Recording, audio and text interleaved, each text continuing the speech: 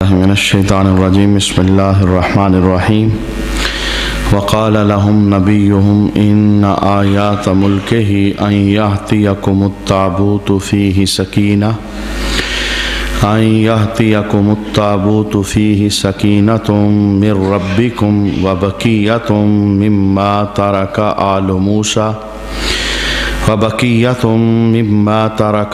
موسیٰ وآل ہارون تحملہ الملائکہ ان فی ذلک لآیۃ لکم ان کنتم مؤمنین صدق اللہ مولانا العظیم ان اللہ وملائکتہ یصلون علی النبی یا ایھا الذین آمنوا صلوا علیہ وسلموا تسلیما اللہم صلی علی سیدنا و مولانا محمد وعلی آل سیدنا و مولانا محمد مبارک وسلم صلی علیہ صلاۃ والسلام علیکہ یا سیدی یا رسول اللہ صلاۃ والسلام علیکہ یا سیدی یا حبیب اللہ صلاۃ والسلام علیکہ یا سیدی یا شفیع المذنبین وعلی آلکہ واصحابکہ یا سیدی یا رحمۃ للعالمین۔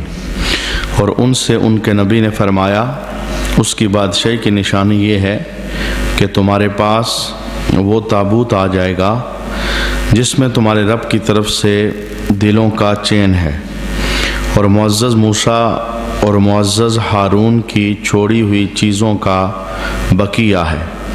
فرشتے اسے اٹھائے ہوئے ہوں گے، بے شک اس میں تمہارے لیے بڑی نشانی ہے اگر تم ایمان والے ہو۔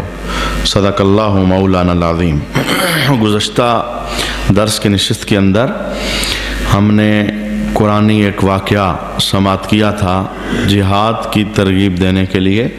اللہ رب العالمین نے بنی اسرائیل کے دور کا ایک واقعہ صحابہ کے سامنے بیان فرمایا۔ اس واقعے کا خلاصہ سمجھنے کے بعد آج کی آیات کے ساتھ اس کا ربط قائم ہو سکے گا۔ مختصراً میں اسے دہرا دیتا ہوں۔ بنی اسرائیل قوم جناب موسیٰ پیغمبر کے دنیا سے جانے کے بعد وہ بدعمالیوں کے اندر مصروف ہوئی، اعتقادی طور پر اور فکری طور پر گمراہ ہوئی، تو اللہ رب العالمین نے ان پر جالوت قوم کو مسلط کر دیا، جس قوم کو قوم عمالقہ بھی کہا جاتا ہے۔ تو اس قوم نے انہیں قید بھی کیا، ان کے بندے قتل بھی کیے، انہیں ان کے گھروں سے نکال دیا، طرح طرح کے ظلم اور سختیاں بنی اسرائیل پر ہونے لگی۔ تو اب ایک زمانہ ہو گیا انہیں سختیاں برداشت کرتے ہوئے، اور جس دور کے اندر یہ لوگ گمراہ ہوئے، اللہ رب العالمین کی قدرت یہ تھی کہ کوئی نبی اس وقت موجود نہیں تھے۔ خاندان نبوت میں سے صرف ایک خاتون تھی جن کے ہاں اللہ کی طرف سے خوشخبری تھی۔ پھر اللہ رب العالمین نے انہیں ایک بیٹا عطا کیا۔ جب بیٹا 7 سال کو پہنچا تو اس خاتون نے تورات پڑھنے کے لیے اس بیٹے کو ایک بزرگ عالم کے پاس بھجوایا۔ اس بزرگ عالم کی صحبت اس بیٹے نے حاصل کی۔ اس بیٹے کا نام ماں نے رکھا تھا شمویل۔ تو یہ وہ بیٹا ہے جسے اللہ رب العالمین نے بعد میں نبوت کا نور عطا فرمایا۔ حضرت جبرائیل امین رات کو ظاہر ہوئے اور انہیں خوشخبری دی کہ آپ کو اللہ نے نبی بنایا ہے، آپ اپنی قوم کی طرف جائیں اور انہیں ڈر سنائیں۔ حضرت شمویل علیہ السلام جب صبح اپنی قوم کی طرف آئے اور اپنے قوم کو بتایا، میں رب کا نبی ہوں اور رب کا رسول ہوں اور میں تمہیں اللہ کی طرف بلانے آیا ہوں، تو قوم نے صاف انکار کر دیا، جیسے قوموں کے مزاج تھے۔ انہوں نے کہا آپ کیسے نبی ہو سکتے ہیں، ابھی تو تھوڑے دن ہوئے ہیں آپ کو یہاں سے گئے ہوئے، آپ کی عمر ہی کتنی ہے، آپ نبوت کیسے لے سکتے ہیں، آپ نبی نہیں ہیں، نبوت تو اس خاندان کے اندر ہے، آپ کیسے نبی۔ اس طرح کے اعتراضات وہ کرنے لگے۔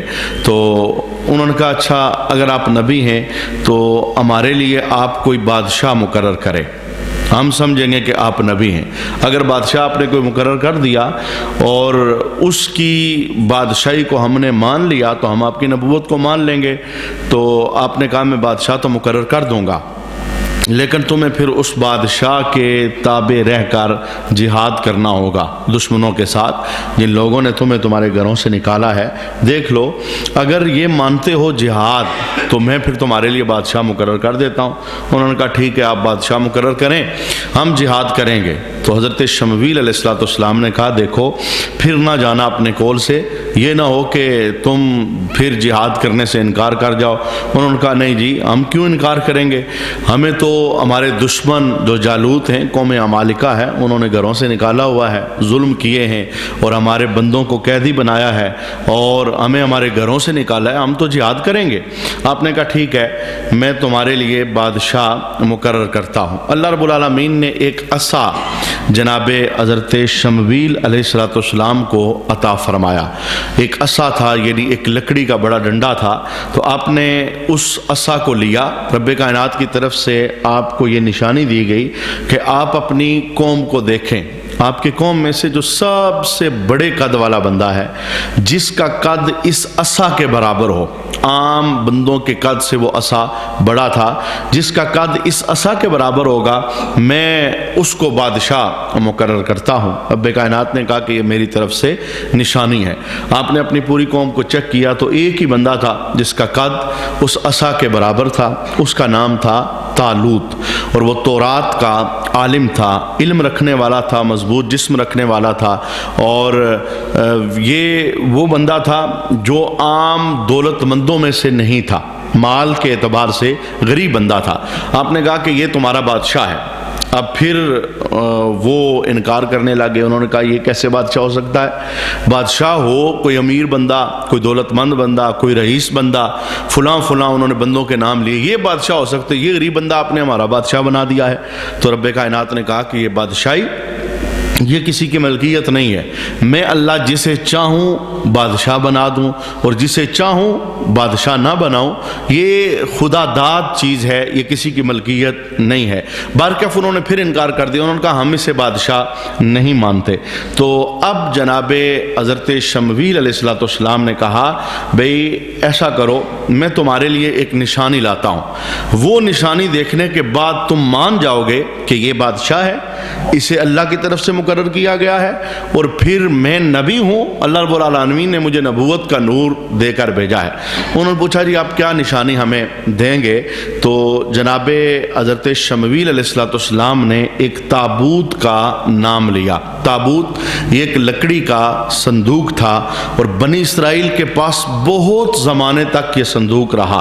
اس کے اندر کیا کیا تھا وہ میں آپ کے سامنے پیش کرتا ہوں۔ آپ نے کہا کہ اگر وہ تابوت تمہارے پاس آ جائے، اب چونکہ بنی اسرائیل پر جب قوم جالوت مسلط ہوئی، یعنی قوم عمالقہ مسلط ہوئی، تو وہ لکڑی کا جو تابوت تھا جس کے اندر بڑے تبرکات تھے، وہ بھی وہ ان سے چھین کر لے گئے تھے۔ بعد میں انہوں نے اس کے ساتھ کیا کیا وہ بھی میں عرض کرتا ہوں۔ تو آپ نے کہا کہ اگر میں وہ تابوت تمہارے پاس لے آؤں جو تمہارے دل کا سکون ہے، جس کی وجہ سے تم سکون محسوس کرتے ہو، اور جسے سامنے رکھ کر تم دشمن سے لڑائی کیا کرتے تھے۔ یہ تابوت ایسا تھا، جناب موسیٰ پیغمبر جب جہاد پر تشریف لے کے جاتے تو اس تابوت کو اپنے سامنے رکھتے، اور پھر آپ دشمن کے ساتھ لڑائی کرتے تو اللہ اس تابوت کی برکت کی وجہ سے فتح عطا فرماتا۔ جب جناب موسیٰ پیغمبر دنیا سے تشریف لے گئے تو بنی اسرائیل کے پاس یہ تابوت رہا، تو بنی اسرائیل بھی اپنے دشمنوں سے جب لڑائی کرتے تھے تو اس تابوت کو لے کر سامنے رکھتے تھے، اور اس تابوت کے وسیلے سے اللہ کے دربار کے اندر دعا مانگتے تھے تو اللہ تعالیٰ انہیں فتح عطا فرماتا تھا۔ پھر ان کی اپنی بدعمالیاں تھیں، پھر ان کے اپنے اعتقادی مسائل تھے، جس کی وجہ سے یہ تابوت کی نعمت ان سے چھن گئی۔ یہ تابوت تھا کیا؟ اللہ رب العالمین نے جناب آدم علیہ نبینا علیہ السلام کو یہ ایک لکڑی کا صندوق عطا فرمایا تھا۔ اس میں جناب آدم علیہ السلام سے لے کر آخری نبی امام الانبیاء جناب محمد رسول اللہ صلی اللہ تعالیٰ علیہ وسلم تک تمام کے تمام انبیاء کی تصویریں موجود تھی، ان کی تصویریں، ان کے گھروں کی تصویریں، اور رسول اللہ صلی اللہ علیہ وسلم کی تصویر تابوت کے سب سے آخر کے اندر تھی کہ آپ نماز کی حالت میں حالت قیام میں ہیں اور صحابہ آپ کے ارد گرد بیٹھے ہوئے ہیں.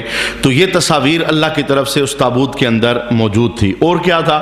جناب موسیٰ علیہ نبینا علیہ الصلوۃ والسلام نے اپنا عصا، وہ آگے چل کے قرآن کے اندر تذکرہ آئے گا، بڑا معروف اور مشہور عصا ہے اور اس کی بڑی کرامتیں تھیں اور بڑی برکتیں تھیں، اور اس کی وجہ سے اللہ رب العالمین نے جناب موسیٰ پیغمبر کو بڑا غلبہ عطا کیا. تو آپ نے اس عصا کا کچھ حصہ اس تابوت کے اندر رکھا ہوا تھا. ایک تیسری چیز کیا تھی؟ جناب موسیٰ کلیم اللہ نے اپنا امامہ شریف اس تابوت کے اندر رکھا ہوا تھا. ایک چوتھی چیز بھی تھی، تورات کے کچھ ٹکڑے آپ نے اس تابوت کے اندر رکھے ہوئے تھے. اور ایک اور چیز بھی اس کے اندر تھی، اللہ رب العالمین نے جناب موسیٰ کی دعا پر آسمان سے ایک کھانا نازل کیا تھا، من و سلوہ، جس کا تذکرہ ہم قرآن کے پہلے سپارے سورہ بقرہ کی ابتدا کے اندر سماعت کر چکے ہیں. بنی اسرائیل کی خواہش پر ہی آسمان سے ایک کھانا نازل کیا جائے جس کا نام من اور سلوہ تھا. تو جو من تھا اس کا کچھ حصہ اس تابوت کے اندر موجود تھا.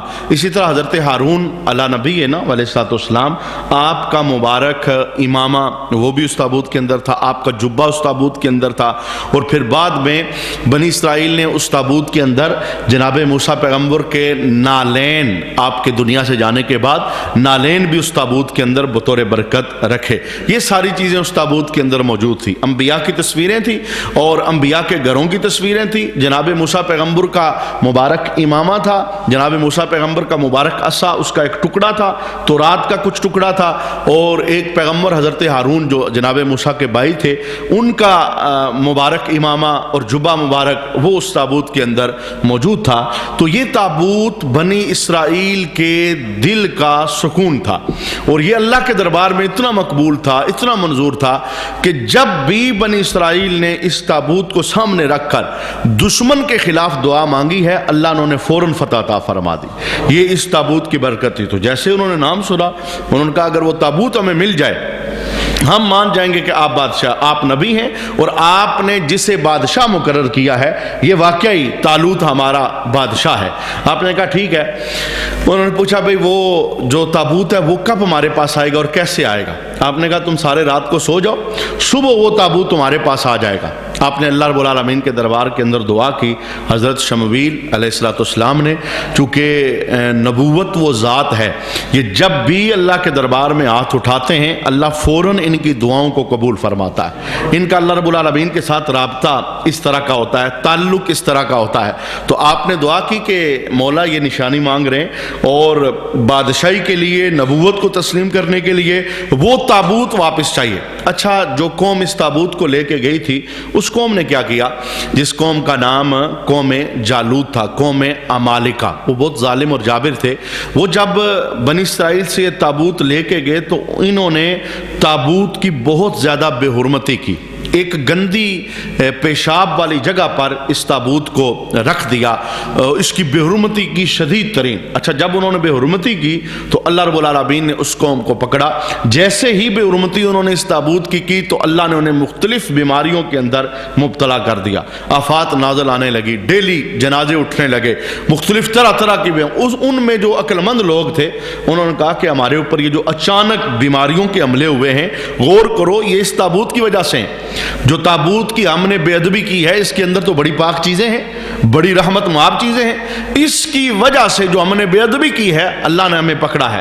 تو ہم ایسا کرتے ہیں، 2 بیل انہیں باندھتے ہیں، ان کے پیچھے اس تابوت کو رکھتے ہیں اور پھر انہیں ہم کھلا چھوڑ دیتے ہیں. وہ بیل اس تابوت کو جہاں بھی لے کر گئے یہ ان کی مرضی ہوگی. انہوں نے پھر ایسا کیا، 2 بیل باندھے، ان کے پیچھے اس تابوت کو باندھا اور پھر انہیں کھلا چھوڑ دیا.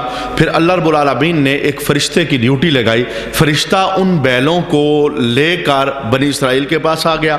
یہ رات کو سوئے ہوئے تھے اور جہاں پر طالوت بادشاہ جو مقرر ہوا تھا اس کا گھر تھا وہ اتار کر فرشتوں نے گھر کے سامنے اس تابوت کو رکھ دیا. اب یہ چونکہ یہ ایک ایسی چیز ان سے چلی گئی تھی جو واپس آنا محال تھا، اور یہ ان کا سکون تھا اور یہ ان کے جنگ جیتنے کا ایک ذریعہ تھا. یہ واپس نہیں آ سکتی تھی، لیکن جب یہ صبح ان کی آنکھ کھلی اور یہ باہر آئے تو انہوں نے دیکھا کہ طالوت کے گھر کے سامنے وہ تابوت پڑا ہے اور اس کے اندر وہ ساری کی ساری چیزیں موجود ہیں۔ فوراً سارے کے سارے بول پڑے، کہنے لگے کہ اے اللہ کے پیغمبر حضرت شمویل علیہ السلام، ہم آپ کی نبوت بھی مانتے ہیں، آپ نے جسے ہمارا بادشاہ بنایا ہے طالوت، ہم اس کی بادشاہی کو بھی مانتے ہیں، اب آپ ہمیں جہاں بھی جہاد کا حکم دیں گے اب ہم جائیں گے، اس لیے کہ اب ہم نے ہارنا نہیں ہے۔ جب ہم تابوت سامنے رکھ کے دعا مانگیں گے تو اللہ ہمیں ضرور فتح عطا فرمائے۔ وہ عقیدہ ان کا بڑا پختہ تھا اور قائم تھا۔ پھر حضرت شمویل علیہ السلام نے 70,000 بنی اسرائیل کے نوجوانوں کا جہاد کے لیے ایک لشکر تیار کیا اور اسی لشکر کے اندر جناب حضرت داؤد علیہ السلام وہ بھی موجود تھے۔ اچھا، مزید آگے واقعہ بڑھے گا کہ وہ لشکر کیسے آگے گیا، پھر ان پر کیا آزمائش آئی، ان میں سے کتنے ثابت قدم رہے، قرآن کے لفظوں کے اندر وہ سارا موجود ہے۔ لیکن یہاں تک جو کچھ ہم نے سیکھا ہے میں چند باتیں یہاں عرض کرنا چاہتا ہوں۔ سب سے پہلی بات، یہ قرآن ہے جو میں نے آپ کے سامنے پڑھا ہے، کوئی حدیث کا بیان نہیں ہے، کسی محدث کا قول نہیں ہے، یہ اللہ رب العالمین کا بھیجا ہوا کلام ہے۔ ایک تابوت ہے، صندوق ہے، اس کے اندر کیا پڑا ہے؟ ایک نبی کا استعمال شدہ امامہ، اس کے اندر کیا پڑا ہے؟ ایک نبی کے استعمال شدہ مبارک جوتے، نالین۔ اس کے اندر کیا پڑا ہے؟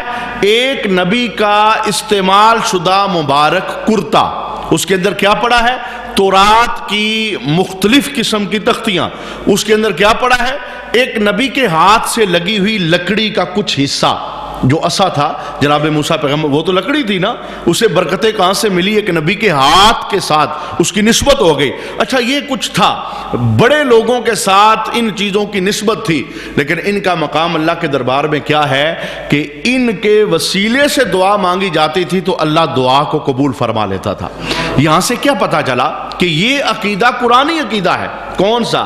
کہ کسی اللہ کے پیارے کے ساتھ کسی چیز کی نسبت ہو، وہ چیز محترم ہو جاتی ہے، وہ چیز مکرم ہو جاتی ہے، وہ چیز تعظیم والی ہو جاتی ہے۔ یہ صرف 150 یا 200 سال کا گڑا ہوا ایک عقیدہ ہے جو ایک مسلط شدہ لوگوں کی طرف سے متعارف کروایا گیا پوری دنیا کے اندر۔ اس سے پہلے کی ساری کتابیں اٹھا کے دیکھیے، کسی کتاب کے اندر اس طرح کا کوئی تذکرہ نہیں ہے جہاں نبی کے قدم لگے یہاں کچھ بھی نہیں ہے، برکت نہیں ہے، رحمت نہیں ہے، پتھروں کے پاس کیا لینے جاتے ہو، درختوں کے پاس کیا لینے جاتے ہو۔ یہ گڑا ہوا عقیدہ ہے، یہ قرآنی عقیدہ نہیں ہے۔ قرآن کیا بتا رہا ہے؟ قرآن کہتا ہے کہ اگر موسیٰ پیغمبر ہوں اور ان کے سر پر لگی ہوئی دستار ہو، وہ اتنی برکتوں والی ہے کہ اس دستار کے وسیلے سے دعا مانگیں تو بنی اسرائیل کو اللہ فتح عطا فرمائے۔ مجھے بتائیں، جناب موسیٰ پیغمبر کی دستار کی اگر یہ فضیلت ہے تو رسول اللہ کے جبے کی کتنی فضیلت ہوگی؟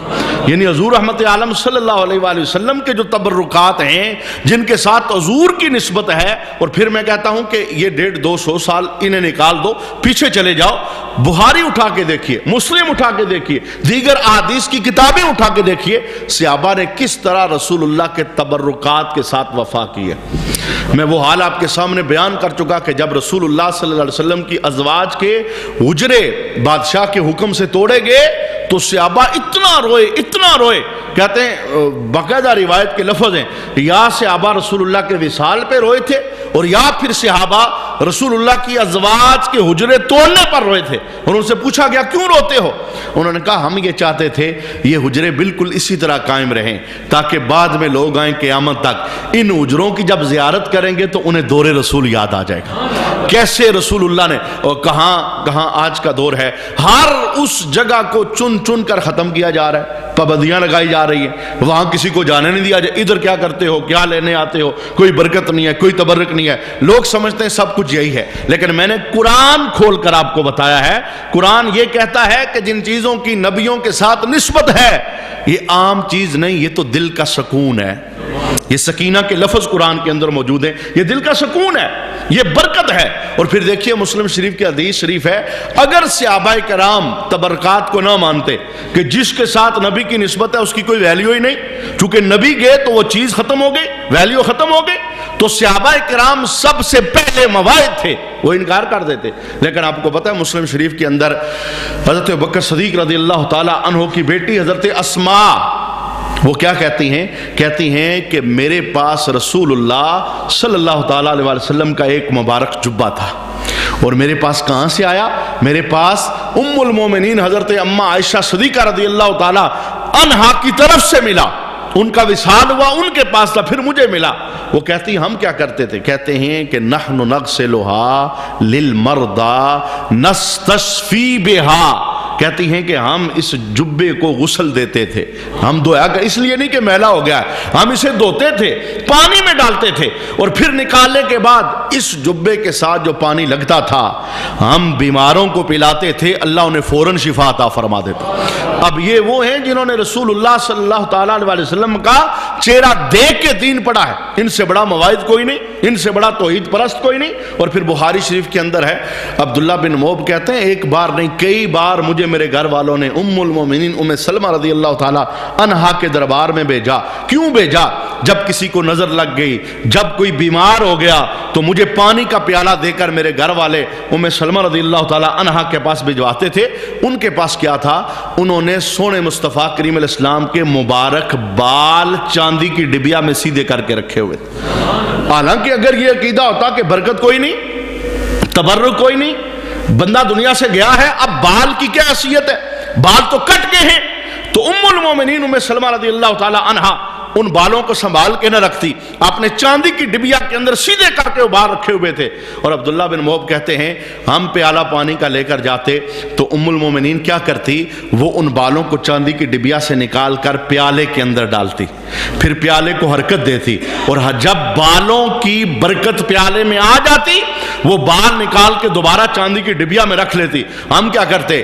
ہم رسول اللہ صلی اللہ علیہ وسلم کے مبارک بالوں والا پانی لے کے واپس آتے، جسے نظر لگ جاتی، جو بیمار ہو جاتا، ہم اس بیمار کو وہ پانی پلاتے تھے۔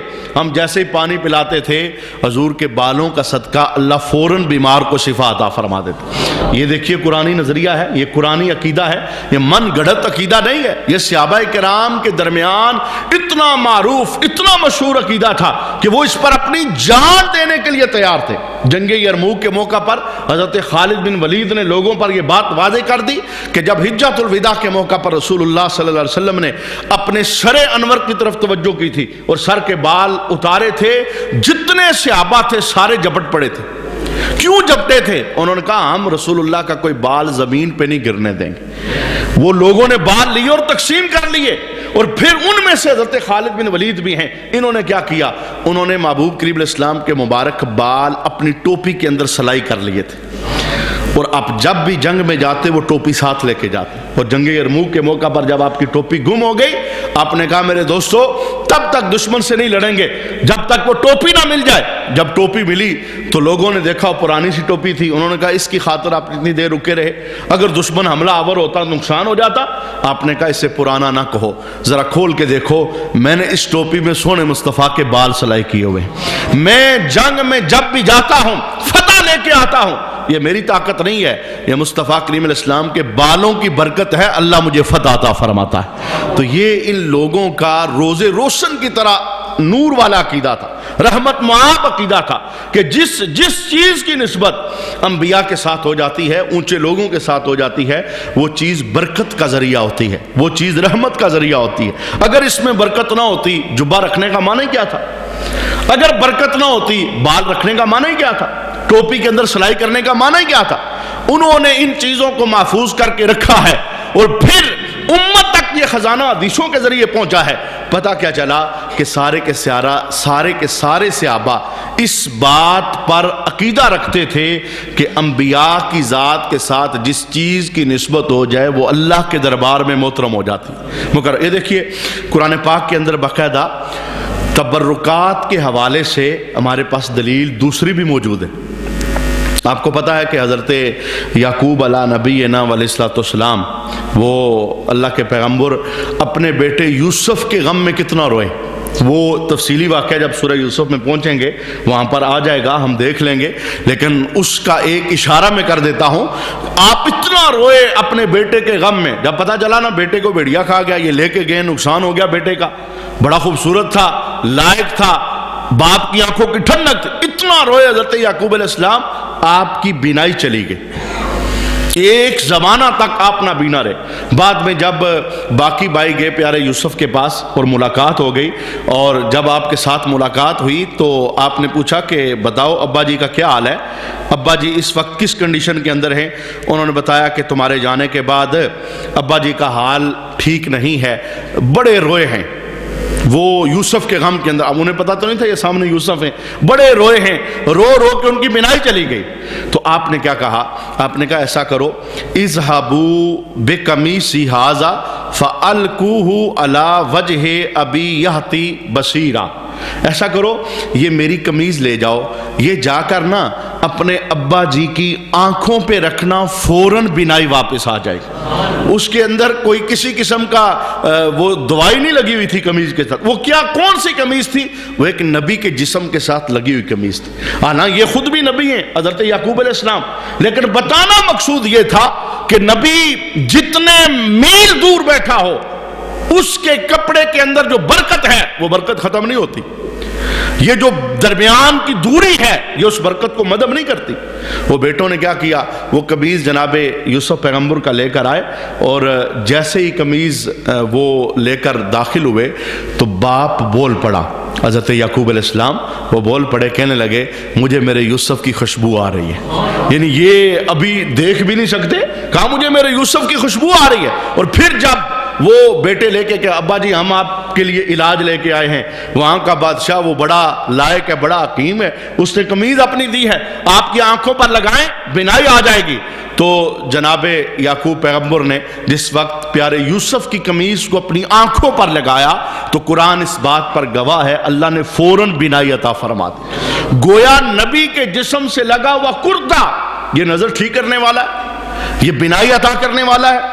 یہ عقیدہ یہ بڑا محکم عقیدہ ہے، اس کے اندر ایک نہیں درجنوں دلائل موجود ہیں اپنی جگہ پر، ہر جہت کے ساتھ، کہ صحابہ کرام نے رسول رحمت صلی اللہ تعالی علیہ وآلہ وسلم کے تمام تبرکات کی تعظیم کی ہے، کسی کی بے ادبی نہیں کی، اور کسی کے متعلق یہ نہیں کہا کہ اس کے اندر کوئی فائدہ نہیں ہے۔ ایک بات تو اس سے ہمیں یہ پتہ چلی، اللہ رب العالمین ہمیں قیامت تک پیاروں کی، پیاری چیزوں کا ادب کرنے کی توفیق عطا فرمائے۔ ہر بندے کا اپنا عقیدہ ہوتا ہے، کوئی کسی پر عقیدہ مسلط نہیں کر سکتا۔ ہم جہاں بھی چلے جائیں یہ تو ہمارے دل سے بات نہیں نکلتی کہ ہم ہر رسول اللہ صلی اللہ علیہ وسلم کی نسبت کا حیا کرنے والے۔ ہم لوگ تو اتنے بادب ہیں، جس ریل پر قرآن آ جاتا ہے ہم نے کبھی اسے پاؤں کے نیچے نہیں رکھا، ہم نے اسے کبھی سر کے نیچے نہیں رکھا، ہم نے اسے کبھی عام ویلیو نہیں دی، اسے بھی ہم سنبھال کے رکھتے ہیں۔ کیوں رکھتے ہیں؟ ہے تو یہ لکڑی، لیکن اس لکڑی کی نسبت اللہ کے قرآن کے ساتھ ہوگی۔ اب یہ اونچی ہو گئی ہے، محترم ہو گئی ہے، متبرک ہو گئی ہے، بابرکت ہو گئی ہے۔ اور اگر آپ پیچھے چلے جائیں، ہمارے جتنے بڑے بڑے بزرگ تھے وہ بہت نیک لوگ تھے، بڑے باادب تھے۔ یہ دور حاضر کے اندر بے ادبی کے ایسے جراثیم پیدا ہوئے، ایسے جراثیم کہ لوگوں کی زبانوں سے دڑ ایسے ایسے جملے نکلتے ہیں، کوئی تمیز نہیں اولیاء کی، کوئی تمیز نہیں انبیاء کی، کوئی تمیز نہیں صحابہ کی، کوئی تمیز نہیں اللہ کے پیاروں کی۔ ہمارے جو بڑے بڑے لوگ تھے، بزرگ، بوڑھے، ہماری مائیاں، وہ جس جا نماز پر ہم نماز پڑھتے ہیں نا، وہ اس جا نماز کو بھی دھونے کے بعد اس کا جو پانی ہوتا تھا وہ نالی کے اندر نہیں پھینکتی تھی، وہ کہتی تھی چھت کے اوپر پھینکو، یہ دھوپ سے خشک ہو جائے، یہ عام پانی نہیں ہے، یہ اس کپڑے کے ساتھ لگا پانی ہے جہاں ایک مسلمان سجدے دیتا رہا ہے۔ تو یہ ایک محبت ہے، یہ ایک پیار ہے۔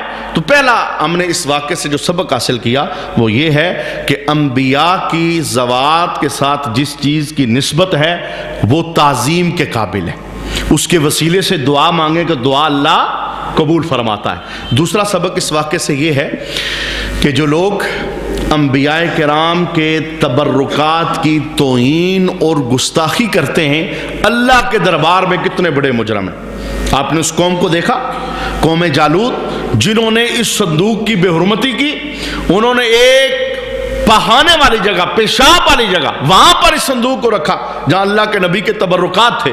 تو اللہ رب العالمین نے کتنا ان کے اوپر عذاب نازل کیا، ایسی ایسی بیماریوں کے اندر مبتلا کیا، ایک ایک دن کے اندر کئی جنازے اٹھے۔ تو یہ سب سے بڑی اللہ کی پکڑ یہی ہوتی ہے۔ اب ظاہر ہے بندے کے چہرے سے رونق ہی ختم ہو جائے، اگر وہ گستاخ ہے کسی بھی چیز کا، کسی نبی کا ہے، کسی نبی کے ساتھ نسبت رکھنے والی چیز کا ہے، اس کا چہرہ اتنا نوست والا ہو جائے کہ چہرہ دیکھیں تو پتہ لگ جائے یار یہ نہیں، اس سے کچھ ہوا ہے۔ اور یہ جس وقت بندہ گستاخی کرتا ہے، گستاخی کا سب سے بڑا نتیجہ ہوتا ہے۔ اللہ رب العالمین ہمیں گستاخی سے حفاظت عطا فرمائے۔ اور پھر اس سے ایک سبق ہمیں یہ بھی میسر آیا کہ جب تبرکات کی گستاخی اور بے ادبی اللہ کے نزدیک اس قدر معنی رکھتی ہے، تو پھر بتائیں جن ہستیوں کے یہ تبرکات ہیں ان ہستیوں کا مقام اللہ کے دربار میں کتنا ہوگا۔ یعنی نبی، یہی وجہ ہے ہمیں یہ عقیدہ دیا گیا باقاعدہ ہمیشہ اپنے بچوں کو، اپنی نسلوں کو، بیٹیوں کو، بیویوں کو، بہنوں کو، ماؤں کو یہ عقیدہ بتانا چاہیے، بار بار یاد کروانے والا سبق ہے کہ ہمارے نبی کریم علیہ السلام کا اتنا اونچا مقام ہے، اتنا اونچا مقام ہے۔ ان کی ذات تو ذات ہے، ان کی صفات تو صفات ہے، اور ان کے معجزات تو معجزات ہیں۔ ہمارے نبی کریم علیہ السلام کے کپڑوں کی طرف اگر کسی نے عقارت کی وجہ سے یہ جملہ بول دیا کہ کپڑے میلے ہیں، وہ بندہ دائرہ اسلام سے خارج ہو جاتا ہے۔ کوئی نماز، روزہ، حج، زکوٰۃ، تبلیغ اسے نہیں بچا سکتا۔ اتنا نازک معاملہ ہے۔ جب کپڑے کی گستاخی بندے کو کافر بنا دیتی ہے تو پھر حضور رحمت عالم صلی اللہ علیہ وسلم کی ذات کی گستاخی بندے کو کہاں پہنچائے گی۔ تو اللہ رب العالمین کی بارگاہ کے اندر یہ دعا مانگتے رہنا چاہیے کہ اے اللہ ہمیں کسی بھی ہستی کا گستاخ نہ بنانا، بے ادب نہ بنانا، ہمیشہ ادب والوں کے اندر اٹھنے بیٹھنے کی توفیق عطا فرما۔ یہ محفل اور ماحول کا بڑا اثر ہوتا ہے۔ جس ماحول کے اندر بندہ اٹھتا بیٹھتا ہے نا، اس کا بڑا اثر ہوتا ہے۔ جس ماحول میں ہوتا ہے وہی لہجے بن جاتے ہیں، وہی آوازیں بن جاتی ہیں، وہی احساسات بیدار ہونا شروع ہو جاتے ہیں۔ تو اللہ تعالیٰ محبت والے لوگوں کے ساتھ اٹھنے بیٹھنے کی ہمیں توفیق نصیب فرمائے۔ آج کا ہمارا وقت مکمل ہو گیا۔ آخری بات آپ نے سنا کہ اس صندوق کے اندر جناب آدم سے لے کے رسول اللہ صلی اللہ علیہ وسلم تک تمام انبیاء کی تصویریں تھیں۔ یہ باقاعدہ قرآن پاک کا ایک حصہ آ گیا ہمارے سامنے، تصویریں تھیں۔ تو اس سے کوئی بندہ یہ نہ سمجھ لے کہ تصویروں کا جواز موجود ہے۔ اس کے اندر باقاعدہ مفسرین نے جملہ لکھا کہ یہ تصویریں کسی بندے کی طرف سے بنائی گئی نہیں تھی۔ کئی بار یہ جملہ پہلے بھی میں عرض کر چکا، جو تصویر بننے کے بعد ساکت باہر نکل آئے، جیسے تصویر بنوانے کے بعد لوگوں نے اپنی ڈرائنگ روم کے اندر لٹکائی ہوتی ہے، یا پیروں کی تصویر یا بڑے لوگوں کی تصویریں انہوں نے بطور یادگار رکھی ہوتی ہیں، وہ تصویریں شرعی طور پر ایسی ہیں کہ ان کی وجہ سے گھر کے اندر رحمت کے فرشتے نہیں آتے، اور اگر کمرے کے اندر موجود ہیں تو وہاں پڑھی گئی نماز مکروہ تحریمی ہوتی ہے، اس نماز کو دوبارہ دہرایا جانے والا ہے۔ اور اس دور کے اندر یہ جو تصویریں موبائل کے اندر ہوتی ہیں، ان کا حکم یہ ہے کہ یہ درجے کے اندر جائز ہیں، چونکہ اگر موبائل آپ توڑو گے تو بیچ میں سے کچھ نہیں نکلے گا۔ یہ ایک لہریں ہیں، وہ اندر ہی اندر ہیں، اگر اندر ہی اندر ہیں تو اس کے جواز کا فتویٰ ہے، اور اگر اس کے بعد صاف کروا کر باہر نکال لیں، وہ جامد ایک تصویر ہمارے سامنے بن جائے، تو رسول رحمت صلی اللہ تعالیٰ علیہ وسلم نے اس طرح کی تصویر بنانے والا اور بنوانے والا دونوں کے لیے آقا حضور رحمت عالم صلی اللہ علیہ وسلم نے ناراضگی کا اظہار فرمایا ہے۔ یہ جو تصویریں صندوق کے اندر تھی، یہ کسی بندے کی بنائی ہوئی نہیں تھی، یہ اصل میں اللہ رب العالمین نے جنت کی طرف سے بنا کر بھجوائی تھی، یہ اللہ کی طرف سے بنائی گئی تھی، یہ کسی بندے کی بنائی تصویریں نہیں تھی۔ لہذا اس سے یہ دلیل نہیں لی جا سکتی کہ چونکہ یہ انبیاء کی تصویریں تھیں تو پھر اولیاء کی بندہ تصویریں لگا سکتا ہے یا نیک لوگوں کی لگا سکتا ہے، یہاں سے دلیل نہیں لی جا سکتی، چونکہ نیک لوگوں کی یا اولیاء کی تصویریں بندے بناتے ہیں، اور یہ تصویر اللہ رب العالمین کی طرف سے بنائی گئی۔ حدیثوں کے اندر باقاعدہ موجود ہے، رسالت مآب صلی اللہ تعالیٰ علیہ وسلم کا جس وقت اماں عائشہ صدیقہ رضی اللہ تعالیٰ عنہا سے نکاح ہوا تو نکاح سے پہلے اللہ رب العالمین نے جنت سے ام المومنین اماں عائشہ صدیقہ رضی اللہ تعالیٰ عنہا کی تصویر رسول اللہ کے پاس بھجوائی تھی، باقاعدہ کہا تھا کہ آپ ان کے ساتھ نکاح فرمائیں۔ تو یہ جو تصویریں اللہ کی طرف سے بنی ہیں ان کا معاملہ اور ہے، اس کے اندر شرع نے کوئی کسی قسم کی پکڑ نہیں فرمائی، چونکہ وہ اللہ ہے، مالک ہے، وہ شریعت کا عطا کرنے والا ہے، وہ جیسے بھی کرے وہ کر سکتا ہے، لیکن بندوں کے اعتبار سے ہمیں اس طرح کی جامع تصاویر بنا کر لٹکانا اور پھر انہیں محفوظ رکھنا، اس سے منع کیا گیا۔ اللہ کے دربار میں دعا کرتے ہیں اللہ کریم ہم سب کو عمل پیرا ہونے کی توفیق نصیب فرمائے، اور قرآن کے اس حصے کا نور اللہ ہماری زندگیوں میں داخل فرمائے۔ وما علینا الا البلاغ المبین۔